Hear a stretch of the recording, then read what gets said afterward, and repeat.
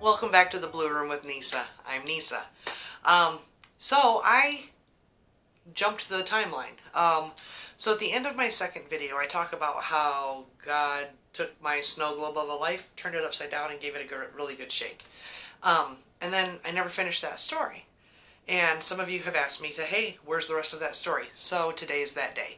Again, I want to remind everyone that I am in no way speaking for the Catholic Church, the Diocese of Lansing, or my local parish. I'm not a scripture scholar. I don't have a degree in theology. This is just simply my experiences, my stories.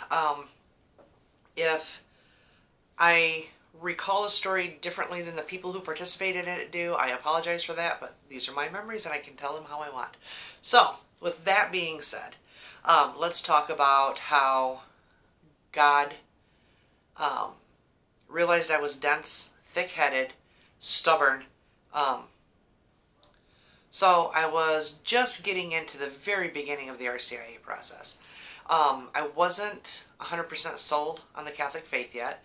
And my knowledge level was so low. And like I was really afraid of making a mistake with my faith, especially with everything that I had seen in hospice, right? Like I knew without a shadow of a doubt, 100%, still convinced to this day, that we don't make that journey alone. When our time is done on this planet, someone helps guide us. Someone helps us with the transition. And it's a beautiful, loving thing.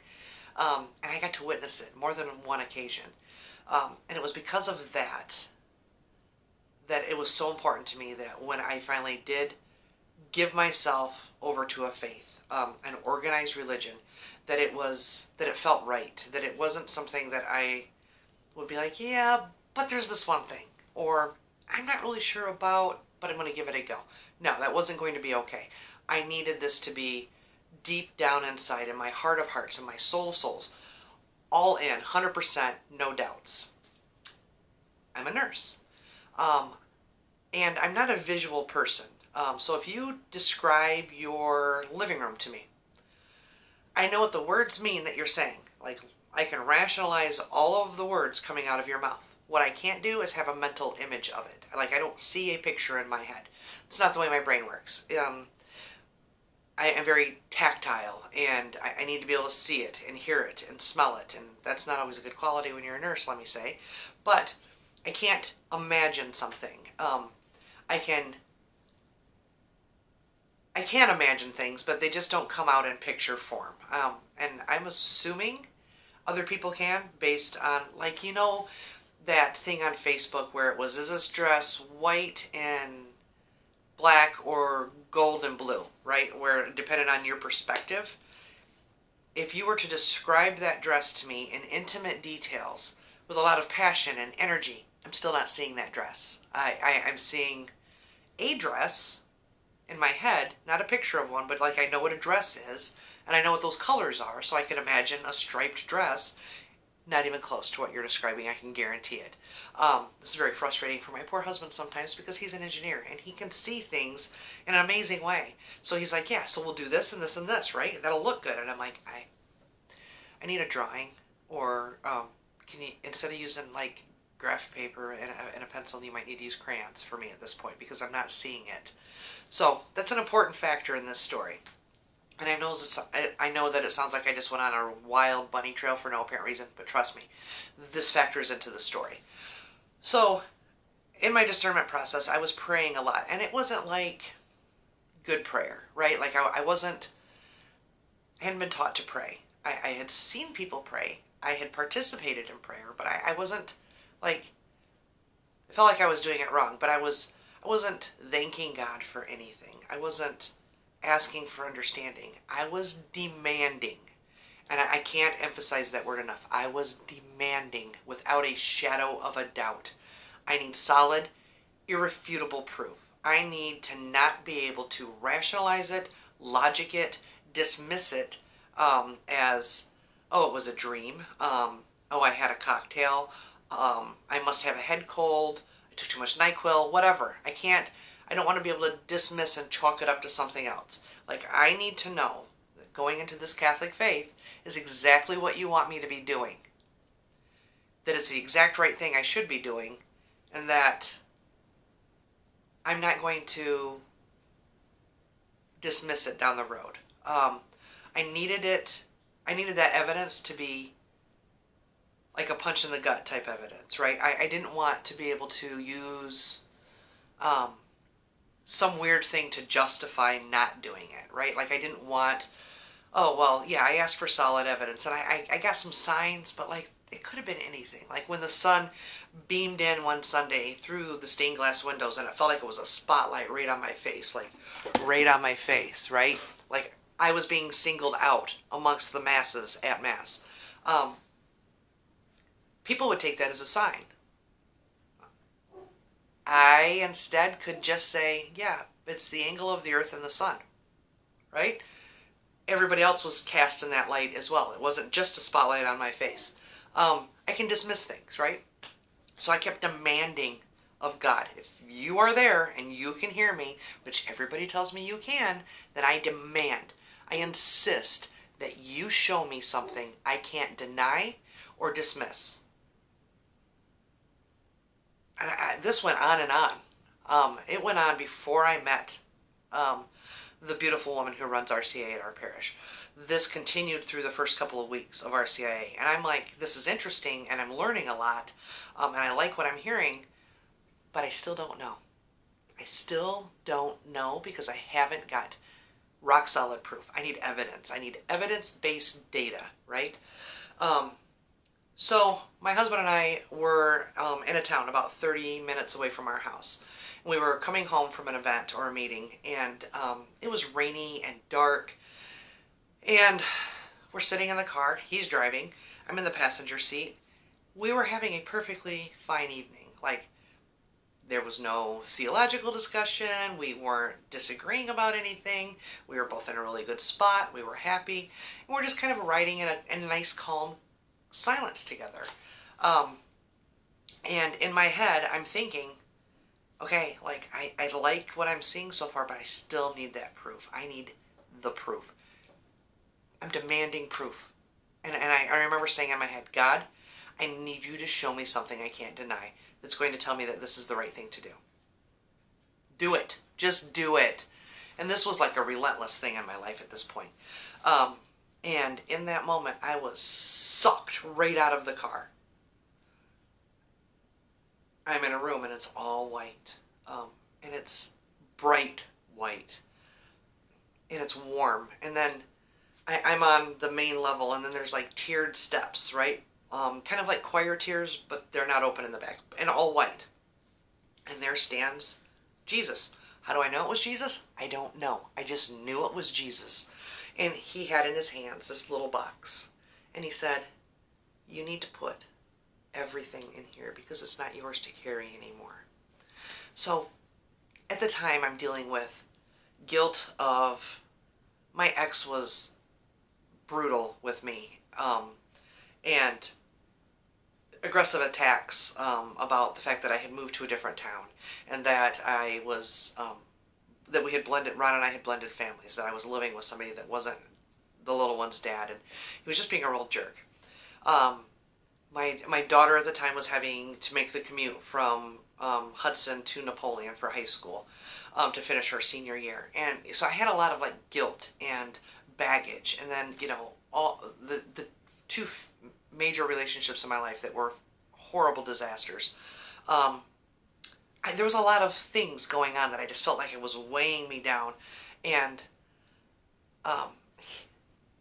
he had a little box in his hand and said, it's not yours to carry anymore, you need to just give it to me. And those weren't his exact words, but that was the gist of the message.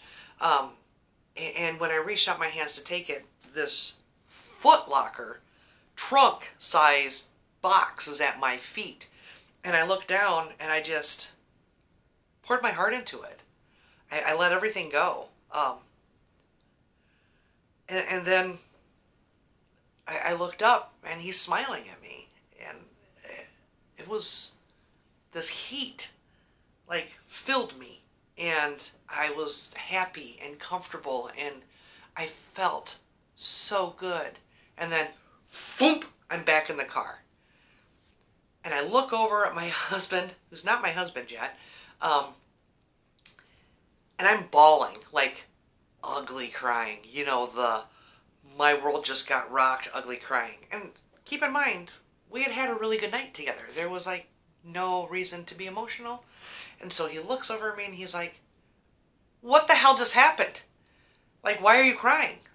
What's wrong with you? And I'm like, you're going to think that I've had a psychotic break. And I'm still crying, and I'm like, but I'm happy, right? Like, I'm smiling, but bawling. It's just a hot mess. I'm like, you're going to think I'm a crazy person. Like, you know I worked in the psych unit. You know, we've talked about, like, people who have psychotic issues or psych issues and have, like, religiosity and like, think they're God or think they're a saint or whatever the case may be, right? I'm going to tell you, but I don't want you to think that that's what this is, because I know I'm oriented. I'm like alert and oriented times 4. I know who I am. I know where I am. I know what the date is. I know my situation.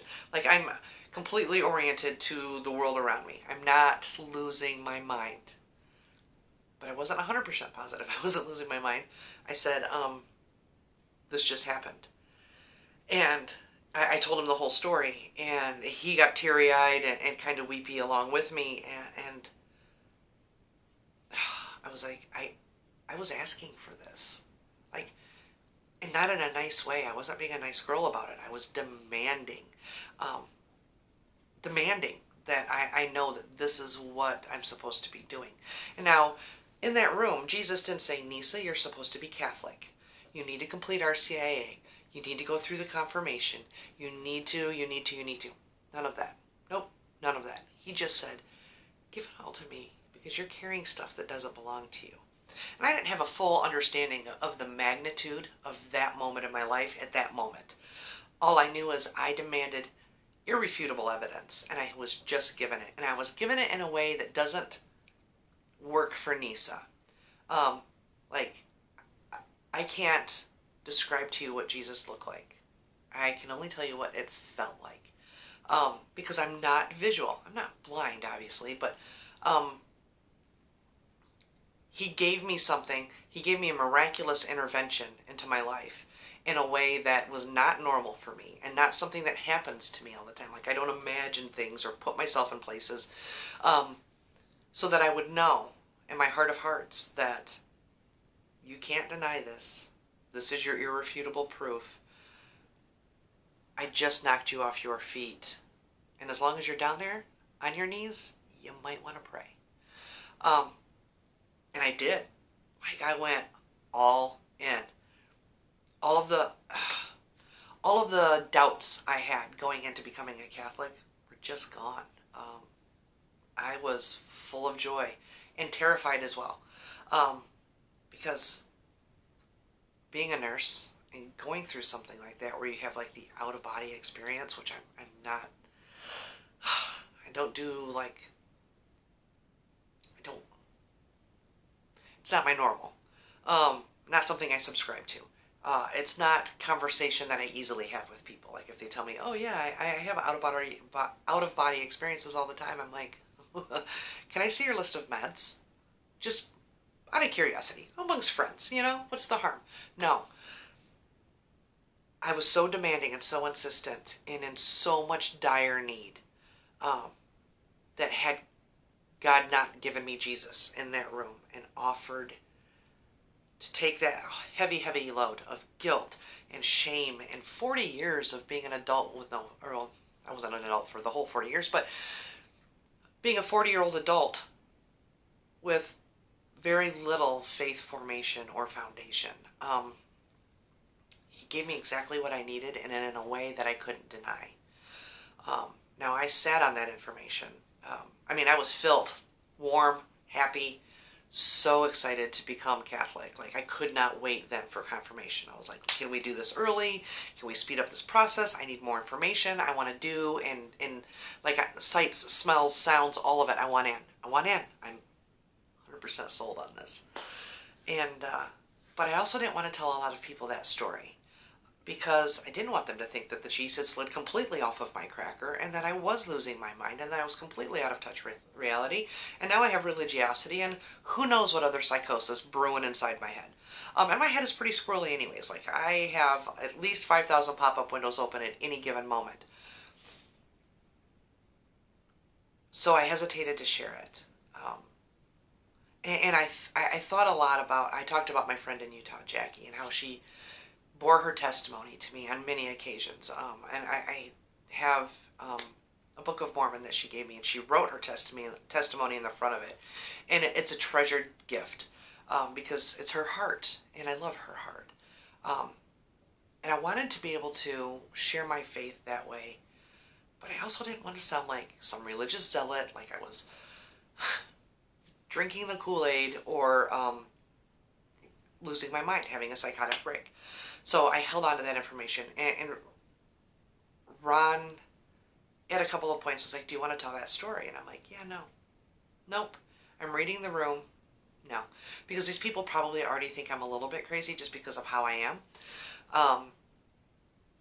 I didn't trust people to be loving and accepting with this story. I didn't want it to seem like I was seeking attention or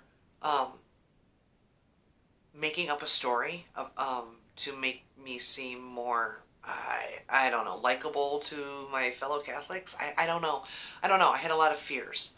And then I finally did tell the story. And people were like, that was an amazing gift you were given. No one called me crazy. No one gave me the jacket where you get to hug yourself. The room I was in wasn't padded. I'm not on any medications.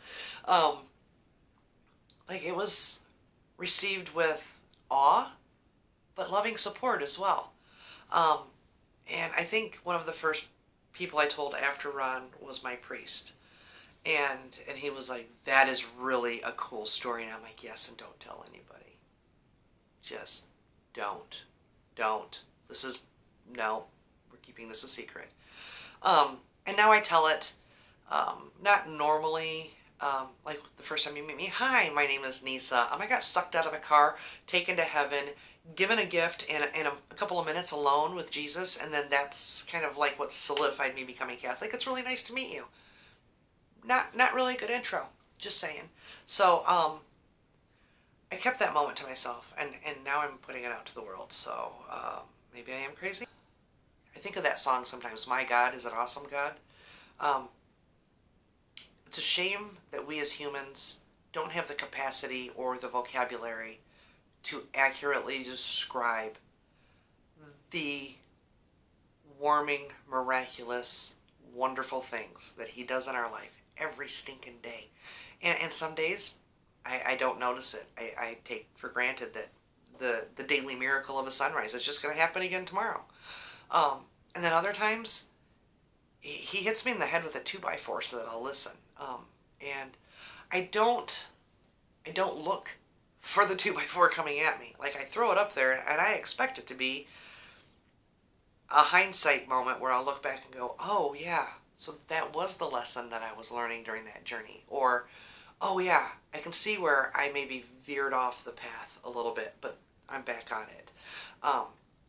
It's very rare that we get those right in the moment, boom, there's your answer, right to the head.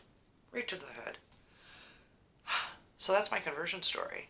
From that moment on, I knew that if I was asked to sacrifice my life for my faith, that I would. If my choice was given at gunpoint, renounce your faith or die. Going to heaven, right then, boom, done. Because I had all of the proof I needed to have, and so much more. And then I piled a bunch of education and experiences and got to see beauty in the parish and the way they take care of each other. And our priest was transferred to a different parish, and we were friends, and I was so upset about that. And then we got this much younger priest, and first time he opened his mouth, I was in awe. This young kid and I can say that because I'm pretty sure I'm twice his age. This young kid had so much wisdom and just exudes grace. And I knew in that moment, I'm so glad that my priest got moved. The priest that confirmed me and went through my whole conversion journey with me and became a very good friend. I'm so glad he got moved, because I'm not going to church because of who is standing up there offering Mass. I'm going to church because of the Eucharist. The source and summit of all things. That is why I go to church. That is why I continue to be Catholic. So it doesn't matter if I get to experience 5 more priests in my lifetime or 25 more priests in my lifetime. Some of them are going to be dynamic speakers. Some of them are going to be fantastic from the hip, offering prayer, and maybe not great homilists. Doesn't matter. Don't care. It doesn't matter. It's the Eucharist. Body, blood. That's what I'm there for. So when that priest left, that solidified that for me. Like I didn't have doubts, but there was no room for doubts. So the evil one couldn't come in and go, are you sure? Like, because now your priest is gone, and do you still want to come do this? No, there was no room for that. None. Because I immediately loved this new priest. And that's not why I'm Catholic. I'm not Catholic because of one person. I'm Catholic because of the Eucharist and because of the Trinity and 2,000 years of history, beautiful tradition. And there's so much to this faith. But it all started in a car ride home on a rainy night, and me demanding something that I couldn't refute, and getting it in a way that couldn't be replicated, couldn't be faked, couldn't be twisted, couldn't be denied by my broken humanness. It just had to be accepted by my heart. So that's the story of how God took my little snow globe of a life and got upside down, gave it a good shake, and then go, here you go, you're all better. I'm not all better, obviously. I'm still a very broken human being. But that was my journey, and man, it's like I get goosebumps when I tell the story. I get goosebumps when I think about it. When I'm struggling, I think about all of the times that he has interceded into my life in obvious and in subtle ways. And I'm just so thankful that I was given this opportunity. I'm a blessed girl. All right, that's the story for today. So thank you again so much for coming to my channel and letting me just rattle off. I really appreciate it. Toodaloo from the Blue Room. Thanks again for stopping by, and I will see you next time.